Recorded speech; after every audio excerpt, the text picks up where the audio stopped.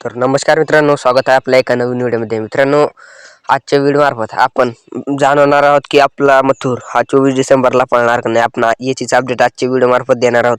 तर चला न थांबताच व्हिडिओला सुरुवात करूयात आणि अपडेट तुम्हाला नक्कीच खरीच कळेल, कारण की आपला एक पोरे विशाल भाऊ हा राहुलभाई जवळ आता सध्या पोहोचलेला आहे आणि त्यांना संपूर्ण माहिती देखील विचारणार आहे. तर चला न थांबताच व्हिडिओला सुरुवात करूयात.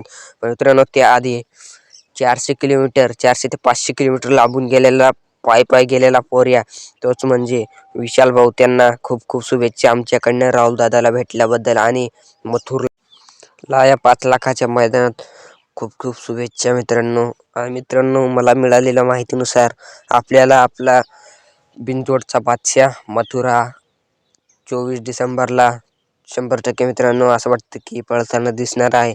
पण मित्रांनो, त्याच्यासोबत पायरा कोणता आहे हे आणखी कोणाला माहीत नाही आहे. आणि मित्रांनो, कारण की आधीच मोहिल शेठ झाले किंवा राहुलभाई पाटील झाले यांनी सांगितलं होतं की पायरा देखील तुम्ही तुमच्या मनाने लीक करत जाऊ नका, कारण मित्रांनो पायरा एक दुसराचा असतोय आणि आपण दुसरा सांगतोय. मित्रांनो, त्याच्यासाठी मित्रांनो पायरा देखील माहीत नाही आहे. पण मित्रांनो, जसं मला कळालं तसं मी तुमच्यापर्यंत अपडेट 100% आणेनच.